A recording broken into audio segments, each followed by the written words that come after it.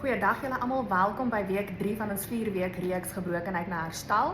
En vandag se tema is identiteit en herstel. So kom ons kyk gou na week 1 en 2 as julle dit gemis het. Week 1 was om jou gebrokenheid te erken, week 2 was om oor te gee en los te laat. So ons is nou by week 3 van die 4-week reeks by identiteit en herstel. Okay, so ons gaan vandag bietjie gesels oor hoe ons identiteit in Christus lyk. So ons het 'n wêreldse identiteit en dan het ons 'n identiteit in Christus. Okay, so kom ons kyk wat sê Jesus. Wie sê God is jy? Okay. Die skrifte waarna ons kyk vandag, heel eerste, nommer 1, ek het hulle genommer, daar's 5 wat ek opgesom het. So die eerste een is gekies. Ek en jy is gekies en daar kyk ons na Efesiërs 1 vers 4 wat vir ons sê. So het hy, nog voordat die wêreld geskep is, ons in Christus uitverkies en heilig en onberispelik voor hom te wees. Okay, so hier sê dit vir ons, nog voordat die wêreld geskep is, het Jesus vir my en vir jou uitgekies. As ons nie uitgekies was nie, het jy nie vandag na hierdie boodskap geluister nie. Het jy nie die moeite gedoen of die honger gehad om hierdie boodskap te hoor as jy nie uitgekies was nie. So God het jou en my uitgekies om onberispelik vir hom te lewe. Okay, nommer 2 is geliefd en daar kyk ons na Romeine 8 vers 38 tot 39 wat vir ons sê hoe geliefd ons is. Kom ons hoor. Hiervan is ek oortuig, geen dood of lewe, of engele of magte, of teenswoordige, of toekomstige dinge, of kragte, of hoogte, of diepte, of enigiets anders in die skepping kan ons van die liefde van God skei nie. Die liefde wat daar is in Christus Jesus, ons Here. So jy kan weer hierdie gaan lees, Romeine 8 vers 38 tot 39. As jy dit lees, dan besef jy, maar daar is absoluut niks of niemand wat ons kan skei van Jesus se liefde nie. En die Here het ons lief met 'n onvoorwaardelike liefde. Hy sê nie, jy moet eers perfek wees en sonder enige sonde wees, voordat hy lief is vir jou of vir my nie.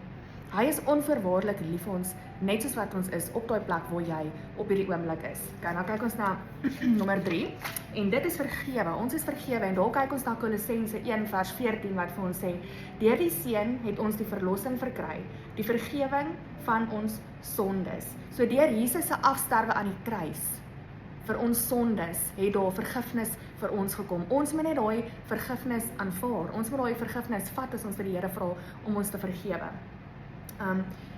So niks of niemand kan vergifnis van ons af ontneem nie. Dan kyk ons na nommer 4 en dit is nuut gemaak. God het vir ons nuut kom maak. En dit staan in 2 Korintiërs 5 vers 17 wat vir ons sê, iemand wat aan Christus behoort, is 'n nuwe mens. Die ou is verby, die nuwe het gekom. Okay, so wanneer jy die ou mens af lê en besluit jy neem die Here aan as jou saligmaker, jy neem God aan in jou hart en dat jy 'n lewe saam met die Here wil bou en 'n verhouding met God wil bou, dan word jy 'n nuwe mens. God maak jou nuut. Hy gee vir jou 'n nuwe hart, hy gee vir jou nuwe gedagtes. Hy maak jou hele lewe nuut. Okay, nommer 5 is genoeg. Ons is genoeg vir God en God is genoeg vir ons. Kom ons hoor wat sê 2 Korintiërs 12 vers 9. Sy antwoord was, my genade is vir jou genoeg. My krag kom juis tot volle werking wanneer jy swak is. Dieselfde krag wat Jesus Christus uit die dood uit opgewek het, daai selfde krag woon vandag in my en in jou. Die krag van die Heilige Gees woon in ons. Ons moet dit net gebruik en ons moet dit reg gebruik. So, God se genade is vir ons genoeg om daai krag binne ons in werking te kan tree. Dieselfde krag wat vir Jesus uit die dood uit opgewek het. Okay.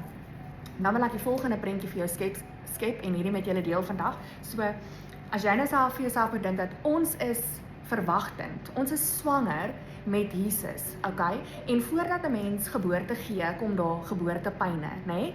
Okay, so daai geboortepyne is al die seisoene waardeur ons gaan, al die gebrokenheid, al die seer, daai dinge wat ons hier tot in ons siel in siek en seer maak. Al daai geboortepyne wat die Here ons deur laat gaan, sodat ons weer 'n testimonie kan hê en 'n hulp vir iemand anders kan wees. So, daai geboortepyne is waar God ons snoei en afsny wat nie hoort nie, wat hy sny die wêreldse dinge van ons af, sodat ons aan hom kan behoort. En ja, terwyl ons deur daai geboortepyne gaan, moet ons vasklou aan ons geloof en volhard tot die einde toe, sodat ons geboorte kan gee aan Jesus in ons lewe.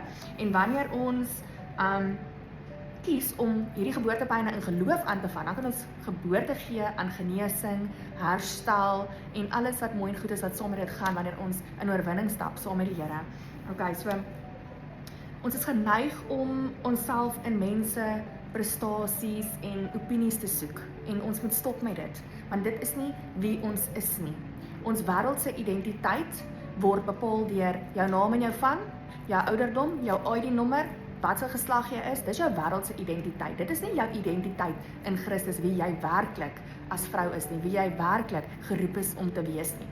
Daai skrifte, daai 5 dinge wat ons nou behandel het, is wat sê in die woord. En die woord is die weg en die waarheid. Dit is wat sê wie en wat jy is in Christus, jou identiteit. Nie jou wêreldse identiteit, net jou naam en jou van en jou ouderdom en so nie. So ons moet ophou om ons waarde en ons identiteit in mense en opinies en prestasies te soek.